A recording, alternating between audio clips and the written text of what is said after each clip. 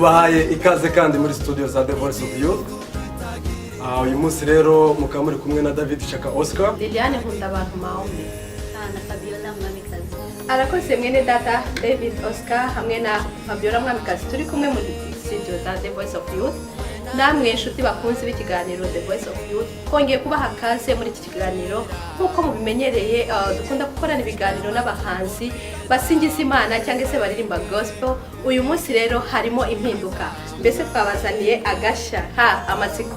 Mbifurije rero kumva iki kiganiro kigiye gukurikiraho cy'umuhanzi uririmba indirimbo za gakondo. Mbese mwene data Museven agiye tujye gukorana nawe ikiganiro. Mwene data tumenyereye ku ndirimbo za gakondo zitari zisingiza Imana. Tubahaye kaze kandi turizera ko muza kuryoherwa no kugira ibihe byiza hamwe na The Voice of Youth. Areka twacishizeho buke indirimbo yiwe mu masegonda gato.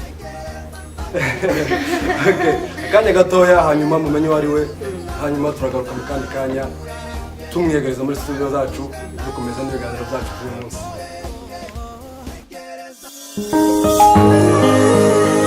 Mwana wanyu Ndondo bahoza ku mutima, ndi kumwe na Mandela simpoke turabakunda benyusi. Ese bakunda Ndondo zo mu rurambo cyangwa uva mu minembwe mu mibunda? Ese uva imirimba cyangwa mu bibogobogo cyangwa uva muri byura guhera kwa mboga kugeza ikizingo? Amagambo afitiye ijambo umurage twasigiwe n'abasogokuruza, ijambo umurage w'ijambo twasigiwe na sogokuru. Reka tumwiyegereze muri studio zacu atubwira amazina yiwe, hanyuma turakomeza ikiganiro cyacu amaze kutubwira amazina ye. Iwacu ni heza hari umucyo uzira icyo, inyarurembe inka zitashe ndibuka nkumva nshaka gutaha. Iwacu ni heza. Murakoze cyane. Amazina yanjye nitwa Museven Ngabo James, bakunze kwita Ndondo, niryo zina nkunze gukoresha muri music. Urakoze cyane Museven kutwibwira. Ndibaza ko abantu benshi bakumenye. Hama nagira ndakubaze, urubatse ntiwubatse? Ndabona icyo kibazo ntabwo cyoroshye. wenda hari abantu bafite amatsiko bashaka kumenya ko wubatse cyangwa n'abandi bose abarije n'abandi. Ni byiza cyane, ababireba neza barabona ko nambaye impeta. Ndubatse, mfite umugore umwe n'umwana umwe. Museven tukaba duherukana kera cyane, imyaka 4 kabisa irashize nyine tutabonana. Duherukana muri Kenya. Nkagira ngo baze se muri iyi minsi waba uhugiye mu biki? Ni byinshi cyane, ndibaza hagati y'imyaka 4 n'imyaka itari mikeya. Nta kintu mpugiyeho, nakomeje umwuga wanjye wo gukora umuziki gakondo. N'ubu nibyo nkirimo, ntago ndabivamo. Ukaba uri umwe mu bantu baririmba indirimbo za gakondo. Usabe ubashe gusobanurira abantu indirimbo za gakondo n'indirimbo zimeze gute kugira ngo bazisobanukirwe bamenye izo arizo. Ndibaza icyo kibazo nacyo ntago cyoroshye, gusa umuziki wa gakondo ni ibintu byumvikana ko ari indirimbo z'umwimerere dukora dushingiye aho tuva cyangwa se aho dukomoka. Nicyo gihe ibyo bintu navuga ko ari gakondo, ari umwihariko w'aho tuvuka, w'aho duturuka. Niho izo ndirimbo za gakondo nicyo bishatse gusobanura, kuko nibyo bintu turirimba cyane. Turimba ibintu twabayemo cyangwa se bya kera by'iwacu. Murakoze kusobanura indirimbo za gakondo izo arizo. Mu by'ukuri abantu benshi bazibazaho bakibaza se indirimbo gakondo ni indirimbo ki zikorwa mu buhe buryo, n'umuziki utandukanye n'izindi mu buryo nk'ubwo. Hari abaza bibaza ngo ni gakondo yo mu ijoro. Bibaze ati gakondo yo mu ijoro. Reka rero mbabwire bene data, hari indirimbo ye ijya intangaza nkamwibazaho cyane, nkibaza ku myaka ye, uburyo afite ishaka, uburyo abasha gusobanura. Indirimbo yaririmbye ngo iwacu Murenge ngo wampaye inka, aririmba asobanura imisozi y'Umurenge, asobanura byura yacu, n'umuntu utahazi n'umuntu havuye ari umwana, bituma abasha kuhamenya, bituma abasha kwibuka iwacu, bituma abasha kuzirikana ibyiza by'iwacu bya gakondo. Museven iyo ndirimbo rwose yaradufashije, ndetse bene data nkumva twamusaba ko iyo ndirimbo yaducishirizaho kugira ngo abatayizi babashe kuyumva n'abayibagiwe bongere bayibuke, kuko ni indirimbo nziza cyane. Mbese Museven ari mu bahanzi bake cyane dufite b'urubyiruko babasha kuririmba indirimbo za gakondo. Icyo ni igikorwa cyiza cyane gikomeza kubaka no gufasha abantu no kubibutsa gakondo yacu aho twavuye. Murakoze. Ngumwami w'Umurengo wampaye inka we, nimuzane ishushu muzana agakondera, n'amahoro n'amahoro,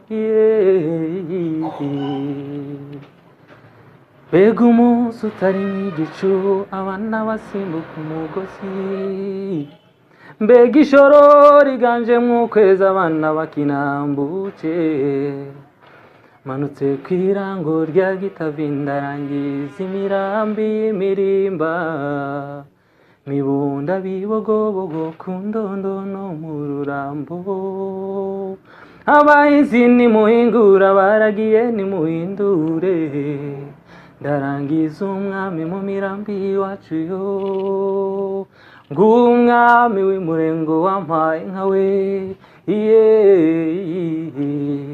nimuzane ishushu muzana agakondera, n'amahoro n'amahoro, Yemwe ukuntu nje mbonye ino ndirimbo si ibintu ni ya mbere kabisa, kararirimba urumva nyine ari ibintu byiwe, ni ibintu atarinda gushakisha, ni ibintu mbese bimurimo ukuntu cyane. ebana isize amavuta Mbese kabisa. nibyo Nariye kuzuza. Ariko reka tumubaze igihe yatangiriye kuririmba, guhimba iyi ndirimbo Cyangwa se indirimbo za gakondo. Atubwire igihe mbese yatangiriye. Umuziki gakondo ndatekereza ko naba naratangiye muri 2009 mu mezi nko mu kwa gatatu cyangwa mu kwa kane, hagati aho ngaho ndibuka ko ariyo ndirimbo ya mbere nakoze ijyanye n'umuco gakondo. Hari amakuru numvishije nyine kuri Museven kera wakiga muri university, yabaga afite ububasha cyangwa se ubushobozi bwo kuba yafasha abandi basane mu kwandika indirimbo. Mbese ngo yari umuhanga cyane. Mbese ngo yari umuhanga cyane. Se Museven iyo nkuru niyo cyangwa se n'amajambo abantu baba bivugira gusa? Atumara amatika. Nabaye mu makorali kera, gusa sinavuga ngo hari uwo wenda naba narafashije cyangwa se twazamukanye, kuko industries zitandukanye, ariko hari benshi nzi bazamutse twari tuziranye, ariko ntabwo navuga ngo hari abo nafashije kuzamura cyangwa twazamukanye. Sinzi, kubera ko akenshi muri sosiyete abantu barafashanya, kimwe nuko nanjye bashobora kumfasha nanjye ngafasha abandi. Ntabwo nshobora kubyibuka kuko sosiyete tubamo turafashanya twese, ntabwo nakwibuka ngo nafashije runaka wenda ngo gukora iki kintu cyangwa yaba yaranyifashishije mu bintu runaka. Gusa nyine gufashanya muri sosiyete icyo kiba gikenewe, ntabwo nabyibuka ko hari umuntu naba narafashije runaka. Wenda ico gihe abo mwari muri kumwe cyangwa se abo mwazamukanye wenda barembaga gospel music, wowe ni gute wahaye iyo nzira kandi ubikomeramo kandi ubigiramo n'imbaraga urabikomeza?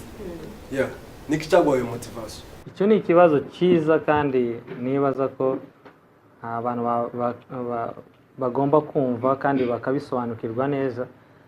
Icyaba cyaranteye kujya muri music ya gakondo, hari ibintu byinshi byanteye motivation yo gufata icyemezo cyo gukora umuziki gakondo. Ko naje kureba mu rubyiruko nsanga umuco wacu uragenda ucika kuko abasaza bagenda batanga, ugasanga icyo gihe wa muco wa kera ntabwo abantu bawufata, ntibafite abashobora kubigisha kuko abasaza bamaze gutanga. Mbirebye mbona urubyiruko rurimo rurajya kure cyane, ruragenda rufata imico y'ahandi hantu aho bagiye mu bihugu bitandukanye, ugasanga bibagiye gakondo, bibagiye umuco wabo. Maze kubitekereza nibwo natekereje gukora indirimbo za gakondo kugira ngo nibutse urubyiruko ndetse n'abakuze ko gakondo cyangwa se indirimbo umuco wacu ugomba gutezwa imbere, kandi tugomba kubishyiramo imbaraga kugira ngo hatazabaho kwibagirwa ibintu byo muri gakondo. Murakoze cyane. Museven rero ukaba uri umwe mu rubyiruko rwakoresheje imbaraga nyinshi cyane mu kugerageza kumvisha cyangwa se gusobanura no gukangurira abantu kumenya iwacu gakondo, aho twavuye mu bibangwa muri Bsura n'ahandi henshi cyane tutazi cyangwa se ababyeyi bacu bavuye. Ni igikorwa cyiza cyane, mbese bituma dukumbura abatahazi bakamenya amateka, bakamenya udusozi twiza twaranze iwacu, bakamenya byinshi, inzuzi, imigezi, gukama, gukamisha, gutoragura n'ibindi byinshi cyane, mbese turabimenya n'abatari babizi. Museven rero icyo ni ikintu cyiza cyane, ariko iyo tureba urubyiruko rwacu hirya no hino mu bihugu bitandukanye, mu migabane itandukanye ku isi, usanga hari abantu bafite talent cyangwa se impano zabo ariko bahugiye mu bintu bahuze basinziriye, kandi buri wese afite agaseke Imana yamuhaye, afite envelope Imana yamuhaye yavukanye, bishobora kubaka societe yacu, bishobora gufasha abagenzi bacu. Ese Museven nk'urwo rubyiruko ni ihe nama warugira cyangwa se ni gute ubibona? Gerageza ube wadufasha gukangurira urubyiruko bagenzi bacu mu gihe nk'iki. Murakoze cyane. Ku bijyanye n'urubyiruko ruri hanze mu bihugu bitandukanye, nibwira ko hari byinshi nubwo bavuga ko badakora cyane, ariko ubu ndibaza ko bagerageza kumva kandi bakanagereza no gukora, nubwo bataratera intambwe igaragara ku buryo ishimishije. Twavuga ko hari ibikorwa bari gukora cyane, kubera ko hari byinshi twagiye dusigara inyuma.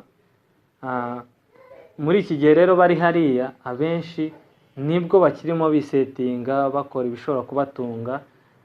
Nkibaza ko ibyo ngibyo ari byo kenshi bahugiramo cyane, ntibashireho umutima kuri talenti zabo zishobora kugira icyo zibagezaho. Nubwo ari mu mahanga, ariko hari talenti irakenewe. Ntabwo wahugira mu kazi gusa, ahubwo bagomba no gutekereza impano zabo, uburyo baziteza imbere kugira ngo bibageze mu rundi rwego rukomeye. Nkumva rero urubyiruko ibyo bahugiyemo sinzi cyane, ariko icyo nababwira ni uko bakongera bagatekereza ku cyo bagomba gukora, bakava mu bwigunge, bagakorera hamwe, bakagira n'ubumwe kugira ngo ejo habo hazabe ari heza. Ikintu cyo guceceka, kudashigikirana, kutigira icyizere mu rubyiruko rwacu, ese wowe ubibona gute? Wabivugaho iki? Icyo kibazo murakoze cyane kukimbaza, kuko burya biragoye cyane umuntu utigirira icyizere kuba yatera imbere. Ni ukuvuga ngo urubyiruko rutifitiye icyizere ntibagire n'ubumwe, gutera imbere kwabo kuragoye. Ariko icyo nababwira ni uko bagomba kugira ubumwe kandi bakiha icyizere, bakibonamo ubushobozi ko hari icyo bageraho mu buzima. Kuko buri gihe igihe wisubije inyuma wenyine, ntabwo ushobora kuvuga ko uzatera imbere cyangwa ngo uzane ikintu kidasanzwe mu gihe wenyine ubona ko nta gisanzwe ufite. Ugomba kwibona ko uri umuntu udasanzwe kandi ushobora gukora ibintu bidasanzwe kugira ngo bifashe abandi kugera ku rwego runaka. Rero nabasaba ko bagira ubumwe n'urukundo kandi bagafashanya kugira ngo. Hari ikintu maze iminsi ntekereza cyane cyane ku rubyiruko n'ababyeyi. Hari ababyeyi cyane cyane nkatwe twakuriye iriya mu misozi, noneho tukaza ino, ugasanga ababyeyi bacu bafite imyumvire itandukanye cyangwa se wasanga umwana yakuriye hano n'umubyeyi yavuye iriya ugasanga ni ibintu bibiri bidahuye imyumvire itarimo noneho ababyeyi bacu akenshi muri majority akenshi bumva ko umuntu azobeshwaho n'ikaye n'ikaramu ntabwo ari bibi siko ni byiza cyane kwiga ni byiza umuntu wize aranubaho aranubaho aba afite icubahiro ciwe siko ariko kandi impano y'umuntu impano y'umuntu je nkaba nibaza kuko ababyeyi bacu sometimes mvuze ngo ababyeyi bacu ni muri rusange sometimes ntabwo bakumva ko umuntu yobeshwaho n'akabumbu siko ntabwo bakumva ko umuntu yobeshwaho n'ikidari siko ntabwo bakumva ko umuntu yobeshwaho izi mpano zose dufite muri twebwe ntabwo bazumva cyane sibyo noneho nje nkaba ngira ngo mbaze ese mwebwe mubibona gute kwanza iyo mutekereje kuri ico kintu mubibona gute cyangwa muzumva gute kuri icyo kintu nanjye nk'uko mbitekerezaho mbona harimo imbogamizi ijyanye mbese nabyita ibinyejana ijyanye n'imyumvire y'ababyeyi hagati y'abana n'ababyeyi rimwe na rimwe nk'uko mugenzi wanjye David yarabivuze usanga koko ababyeyi bashaka kwahanta ubuzima bw'abana nk'uko bo babyumva kandi buri muntu afite impano ye niba agiye narizedwa nkumva ko umwana wanjye nzabyara agomba nawe kwiga amategeko niba ndi pasteur nkumva ko byanga byakunda umwana wanjye nawe agomba kuba pasteur niba se umubyeyi akina kabumbu byanga byakunda kumva ko n'umwana azakina kabumbu nyamara ntatekereze ko ari abantu babiri